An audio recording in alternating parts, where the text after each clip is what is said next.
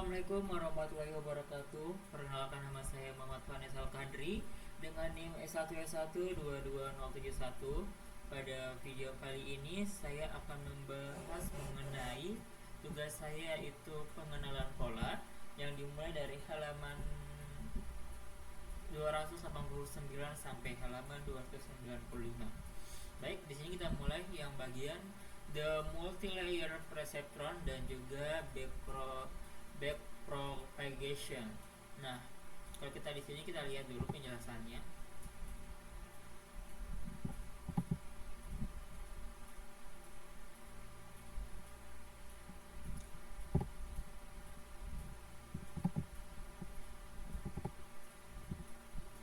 Maaf ya, sorry.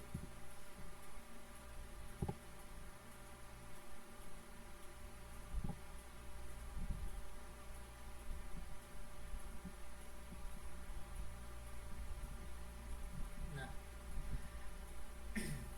MLP atau multi-layer perceptron terdiri dari satu lapisan input atau satu atau lebih lapisan TLU yang disebut lapisan tersembunyi, dan satu lapisan terakhir TLU yang disebut lapisan output. Jadi teman-teman, di sini kita punya gambar 10:7 ya, 10:7, dimana untuk yang menjadi inputnya itu yang X1 dan juga X2, lalu ada hidden layer dan juga output layer.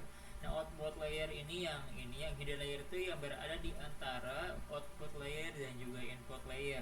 Nah, sementara output layer adalah hasil dari jaringan saraf tiruan ini. Nah, lapisan yang dekat dengan lapisan input biasanya disebut lapisan bawah, dan yang dekat dengan output biasanya disebut lapisan atas. Setiap lapisan kecuali lapisan keluaran menyertakan neuron bias dan terhubung penuh ke lapisan berikutnya. Jadi di sini yang satu ini adalah bias. Nah, di sini itu ada input, dia punya biasnya satu. Jadi kalau di fully connected layer ya, dalam suatu multi layer perceptron itu yang dimaksud fully connected itu dia terkonek oleh semua layer, terkonek oleh semua neuron. Nah, ini tuh neuronnya dia bakal terkonek seperti ini. Oke, kita lanjut penjelasannya sini.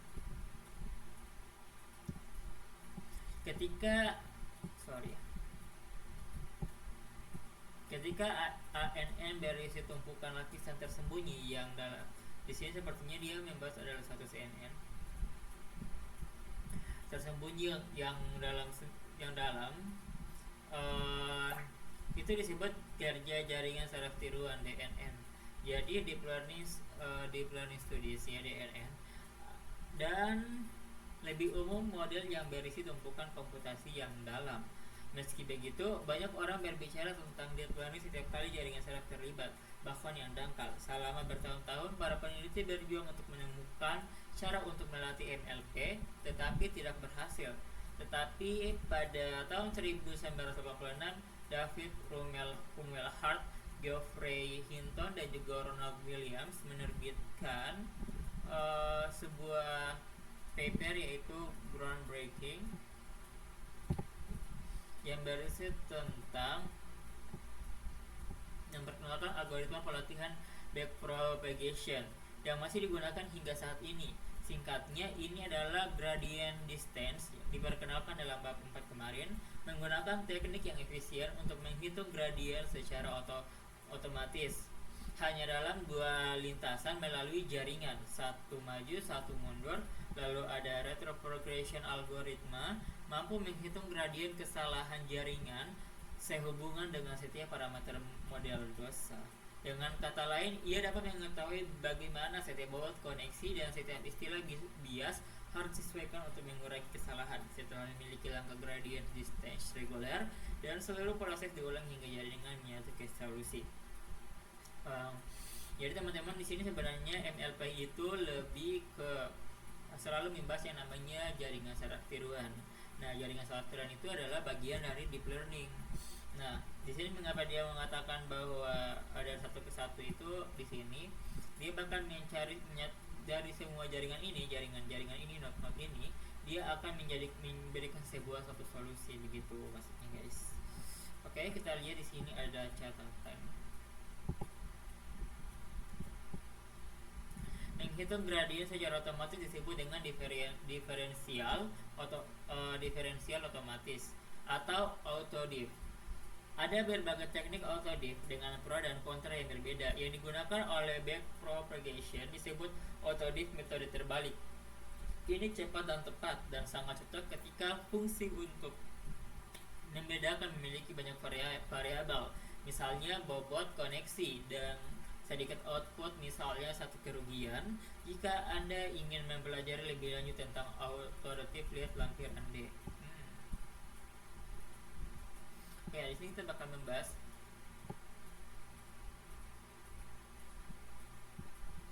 mari kita jalankan algoritma ini secara lebih rinci. Nah, yang pertama itu adalah ini menangani satu batch mini pada satu waktu, misalnya masing-masing berisi 32 instance dan melalui set pelatihan penuh beberapa kali. Set lintasan disebut zaman. Jadi teman-teman, apa sih sebenarnya batch itu? Satu batch itu adalah ketika kita melakukan sebuah pengolahan node ya. Misalnya kita punya 100 data. Nah, ketika di epoch itu yang masuk di ketika epoch 1 itu yang masuk pertama berapa data dulu, misalnya kita punya 100 data.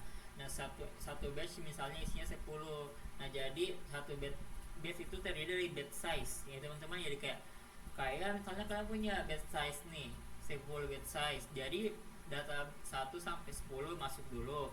Setelah data 1 masuk, dia di epoch kedua itu bakal masuk lagi data 11 sampai 20 gitu teman-teman. Oke. Di sini kita lihat lalu kedua ada setiap batch mini diteruskan ke lapisan info jaringan yang mengirimkannya ke lapisan tersembunyi pertama. Algoritma kemudian menghitung output semua neuron di lapisan ini untuk setiap instance dalam batch mini. Hasilnya diteruskan ke lapisan berikutnya. Outputnya dihitung dan diteruskan ke lapisan berikutnya dan seterusnya sampai kita mendapatkan output dari lapisan terakhir. Lapisan output ini adalah umpan maju, persis seperti membuat prediksi, kecuali semua hasil menengah dipertahankan karena diperlukan untuk umpan mundur. Jadi teman-teman, yang dimaksud ini adalah hasilnya ketika dari semua node yang ini itu disatukan. Nah, ini dia bakal menghasilkan sebuah output gitu. Oke. Kita bakal lanjut pada ini.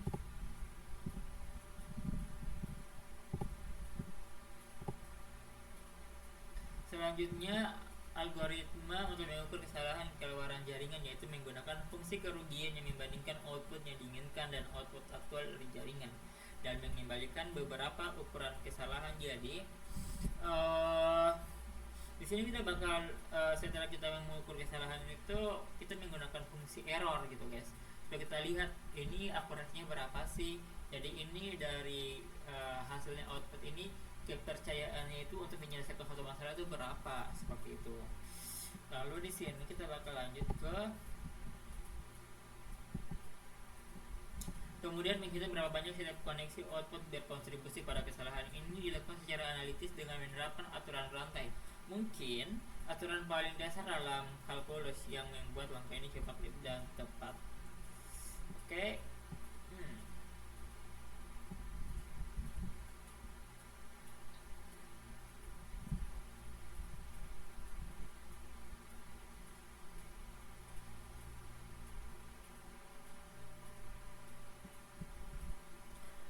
Oke, selanjutnya adalah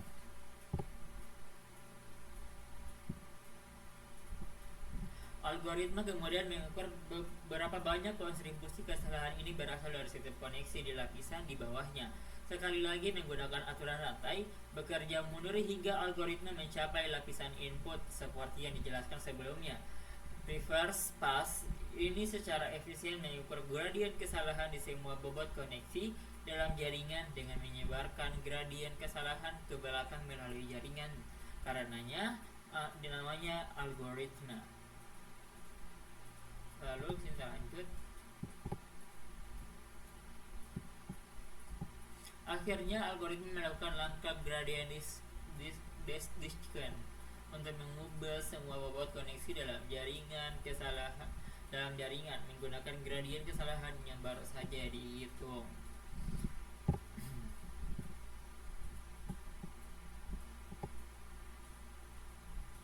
Oke. Selanjutnya, algoritma ini sangat penting sehingga ada baiknya meringkasnya lagi.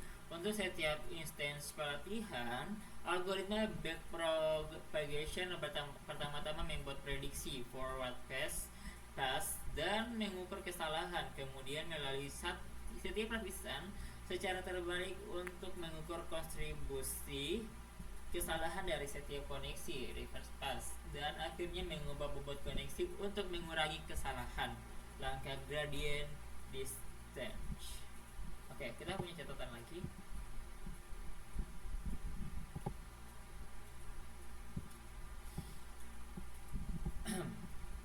Penting untuk menginisialisasi semua bobot koneksi lapisan tersembunyi secara acak atau pelatihan akan gagal. Misalnya, jika kita menginisialisasi semua bobot dan bias ke 0, maka semua neuron dalam lapisan tertentu akan identik sempurna, dan dengan demikian propagasi balik akan mempengaruhinya dengan cara yang persis sama, sehingga mereka akan tetap identik. Dengan kata lain, meskipun memiliki ratusan neuron per lapisan, model Anda akan bertindak seolah-olah hanya memiliki satu neuron per lapisan. Itu tidak akan terlalu pintar. Jika sebaliknya Anda menginisialisasi bobot secara acak, Anda akan memecahkan SIM. Cobalah dengan memungkinkan perambatan balik untuk melatih tim neuron yang beragam. Oke. Lanjut.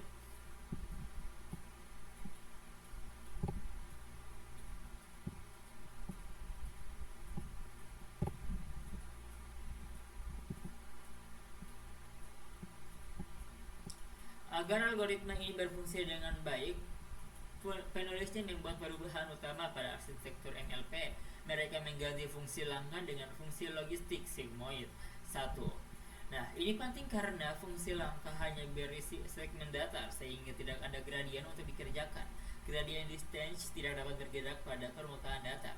Sedangkan pada fungsi logistik memiliki turunan bukan nol yang terdefinisi dengan baik di mana-mana, memungkinkan gradient descent membuat beberapa kemajuan di setiap langkah. Faktanya, algoritma dengan propagasi balik bekerja dengan baik dengan banyak fungsi aktivasi lainnya, bukan hanya fungsi logistik. Berikut dua pilihan populer lainnya.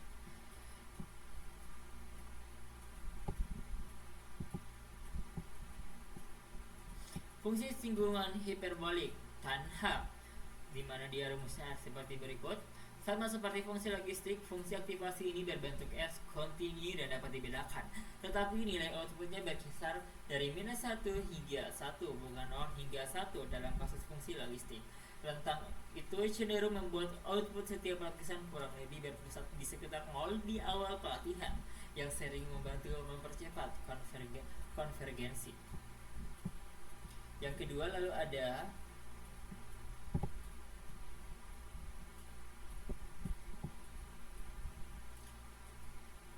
adalah fungsi satuan linear yang diperbaiki. ReLU max-nya adalah 0 sampai tak terhingga.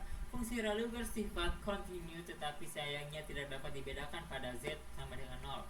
Kemiringan berubah tiba-tiba yang dapat membuat gradient descent memantul, dan turunnya adalah 0 untuk Z lebih kecil dari 0.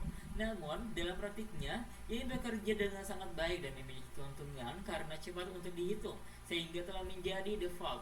12 yang terpenting, fakta bahwa ia tidak memiliki nilai output maksimum membantu mengurangi beberapa masalah selama gradient descent. Baik.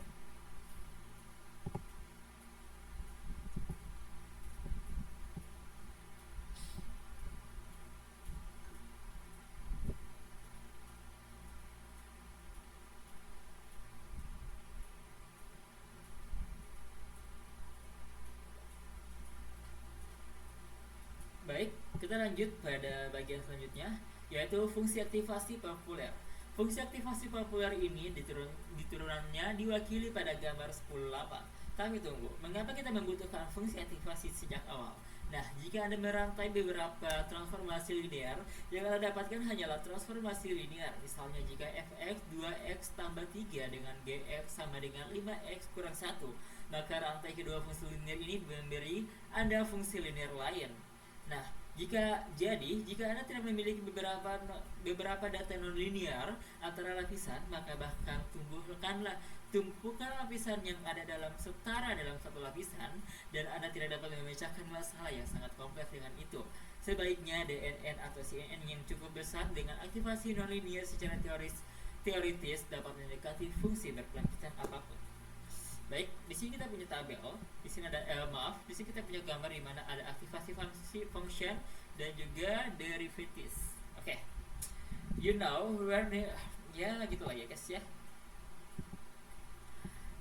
Oke, Anda tahu bahwa dari mana jaringan server berasal, apa strukturnya dan bagaimana menghitung outputnya.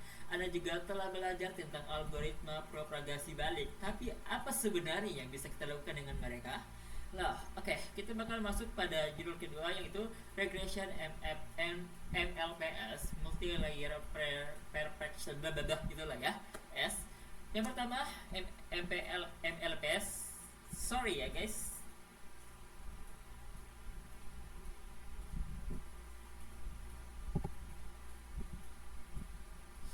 Nah, di sini adalah pertama, NLP dapat digunakan untuk tugas regresi. Pertama, MLP dapat digunakan untuk tugas regresi. Jika Anda ingin memprediksi suatu nilai, misalnya harga rumah mengingat banyaknya fiturnya, maka Anda hanya perlu satu neuron keluaran. Outputnya adalah nilai yang diprediksi untuk regresi multivariat. Oke, kita akan lanjut.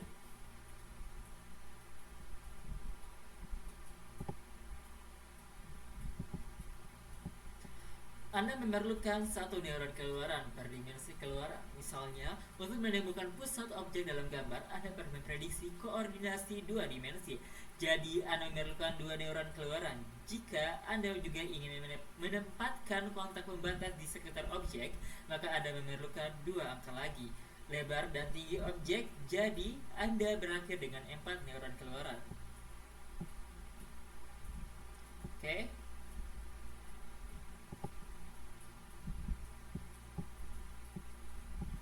Oke, kita bakal lanjut. Nah, secara umum, saat membangun MLP untuk regresi, Anda tidak ingin menggunakan fungsi aktivasi apapun untuk neuron keluaran, sehingga mereka bebas untuk mengeluarkan rentan nilai apapun. Jika Anda ingin menjamin bahwa output akan selalu positif, maka Anda dapat menggunakan fungsi aktivasi ReLU di lapisan output, atau Anda dapat menggunakan fungsi aktivasi Soft Plus yang merupakan varian halus dari ReLU.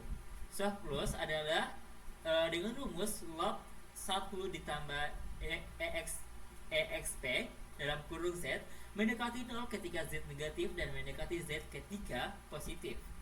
Terakhir, jika Anda ingin menjamin bahwa prediksi Anda berada dalam rentang nilai tertentu, maka Anda dapat menggunakan fungsi logistik atau garis singgung hiperbolik, dan kemudian menskalakan label ke rentang yang sesuai, 0 hingga 1 untuk fungsi logistik dan minus 1 hingga 1 untuk garis singgung hiperbolik.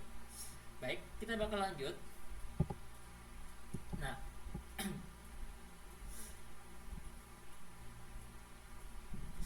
fungsi kerugian yang digunakan selama pelatihan biasanya adalah kesalahan kuadrat rata-rata. Tetapi jika Anda memiliki banyak outlier dalam set pelatihan, Anda mungkin lebih suka menggunakan kesalahan absolut rata-rata, atau Anda dapat menggunakan kerugian Haber yang merupakan kombinasi dari keduanya. Nah, di sini kita memiliki catatan, di mana catatannya mengatakan bahwa kerugian Haber bersifat kuadrat ketika kesalahan lebih kecil dari alfa, tahan terms, biasanya 1, tetapi linear ketika kesalahannya lebih besar dari alfa. Bagian linear membuatnya kurang sensitif terhadap outlier daripada kesalahan kuadrat rata-rata, dan bagian kuadrat memungkinkannya untuk menyatu lebih cepat dan lebih tepat daripada kesalahan absolut rata-rata.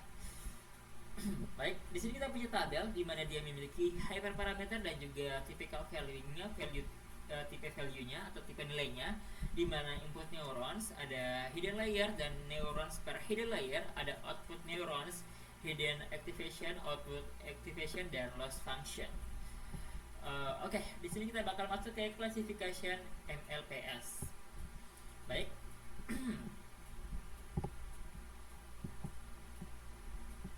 MLP juga dapat digunakan untuk tugas klasifikasi.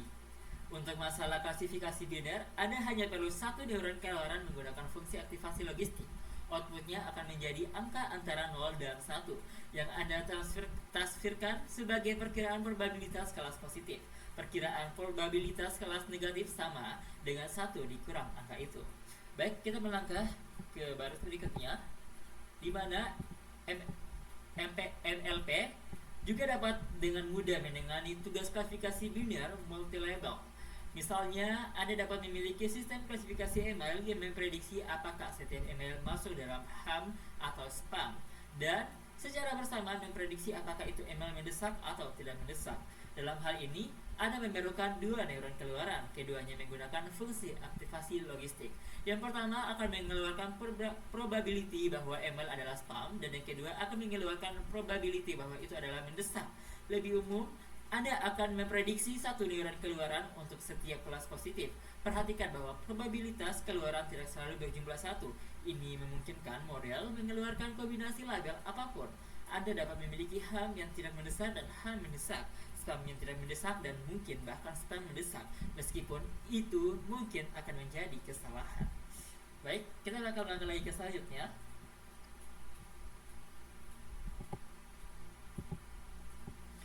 Nah, jika setiap instance hanya menjadi atau memiliki satu kelas dari 3 atau lebih kelas yang mungkin, maka Anda harus memiliki satu neuron keluaran per kelas, dan Anda harus menggunakan fungsi aktivasi softmax untuk seluruh lapisan keluaran.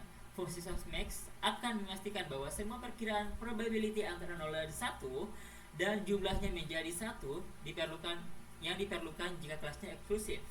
Ini disebut dengan klasifikasi multi-kelas. Jadi teman-teman, jika teman-teman mempunyai kelas yang bersifat multi-kelas, kita bisa menggunakan yang namanya fungsi activation softmax. Oke, di sini ada contohnya, di mana setelah ada input layer bakal masuk ke hidden layer, lalu di output layer itu menggunakan namanya hot softmax. Oke, di bagian terakhir, di halaman terakhir, di sini kita membahas mengenai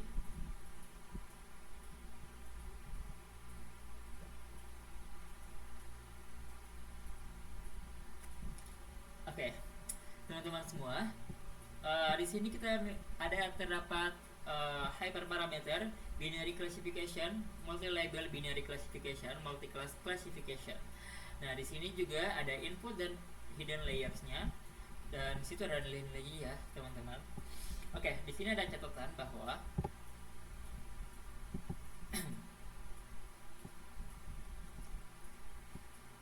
sebelum kita melanjutkan, saya sarankan Anda menjalani latihan 1 di akhir bab ini. Anda akan bermain dengan berbagai arsitektur jaringan saraf dan memvisualisasikan outputnya menggunakan ground TensorFlow Play. Ini akan sangat berguna untuk lebih memahami MLP, termasuk efek dari semua hyperparameter, jumlah lapisan dan neuron, fungsi aktivasi, dan banyak lagi. Baik, di sini kita bakal masuk ke bagian terakhir, di mana ada implementing MLP with keras. Nah, implementasi MLPS dan juga keras. Nah, di sini keras adalah API dari deep learning tingkat tinggi yang memungkinkan Anda membangun, melatih, mengevaluasi, dan mengeksekusi semua jenis jaringan saraf dengan mudah. Dokumentasi atau spesifikasinya tersedia di keras.io. Implementasi referensi juga disebut keras. Dikembangkan oleh Francois Collet sebagai bagian dari proyek penelitiannya dan dirilis sebagai proyek open source pada tahun 2015 pada bulan Maret. Ini dengan cepat mendapatkan popularitas karena kemudahan penggunaan, fleksibilitas, dan desainnya yang indah. Untuk melakukan komputasi berat yang diperlukan oleh jaringan saraf, Implementasi referensi ini bergantung pada backend komputasi. Saat ini, kita dapat memilih dari 3 pustaka deep learning open source populer. Ada TensorFlow, Microsoft Cognitive Toolkit atau CNTK, dan juga Theano. Oleh karena itu, untuk menghindari kebingungan, kami akan menyebutkan implementasi referensi ini sebagai multi backend keras.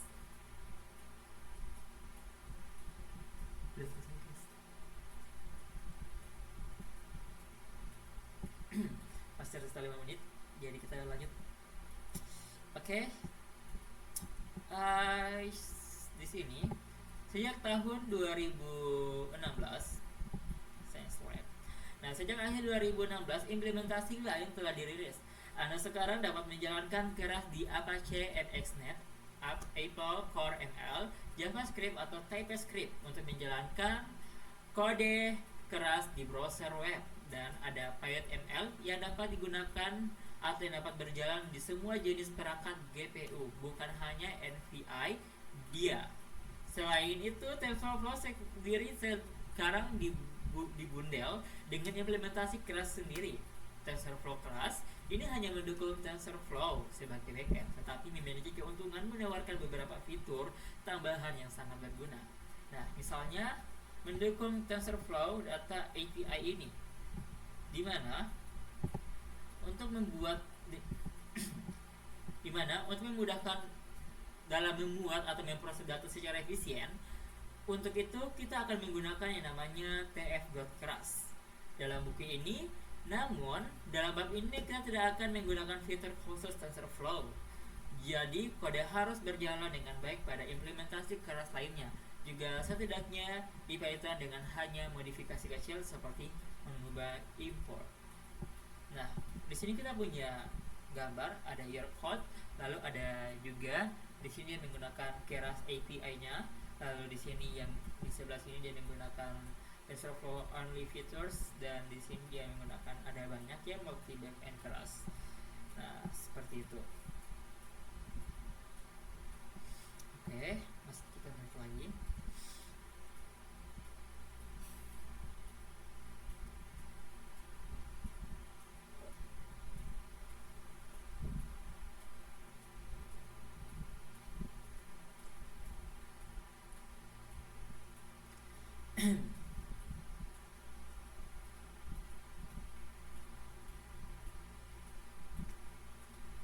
Oke.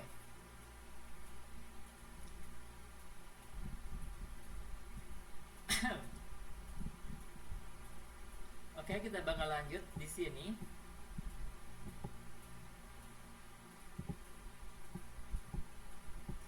Perpustakaan deep learning yang paling populer setelah Keras dan TensorFlow adalah perpustakaan PyTorch Facebook. Kabar baiknya adalah API-nya sangat mirip dengan Keras sebagian karena kedua API terinspirasi oleh Sklearn dan juga Chainer.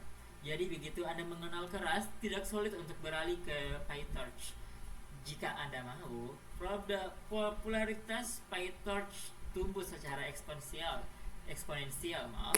pada tahun 2018, sebagian besar berkat kesederhanaan dan dokumentasinya yang sangat baik, yang bukan merupakan kekuatan utama dari TensorFlow 1x. Namun TensorFlow 2 biasanya dibilang sederhana PyTorch ini karena telah mengadopsi Keras sebagai API tingkat tinggi resminya ya, dan pengembangannya telah sangat menyederhanakan dan membersihkan API lainnya. Dokumentasi ini juga telah diatur ulang sepenuhnya dan jauh lebih mudah untuk menemukan apa yang Anda butuhkan sekarang. Demikian pula kelemahan utama dari PyTorch, yaitu misalnya probabilitasnya terbatas dan tidak ada analisis grafik komputasi. Sebagian besar telah ditangani di PyTorch 1.0. Persaingan yang sehat dan manfaat bagi semua orang. Baik, itu saja dari saya. Kurang dan lebihnya mohon dimaafkan. Saya ucapkan terima kasih banyak dan semoga bisa dapatkan nilai yang bagus. Bye bye.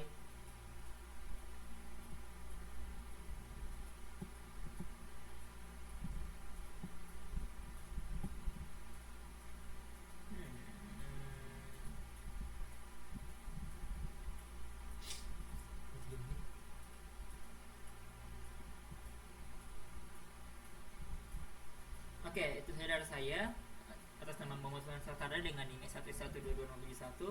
Kurang lebihnya mohon dimaafkan. Wassalamualaikum warahmatullahi wabarakatuh.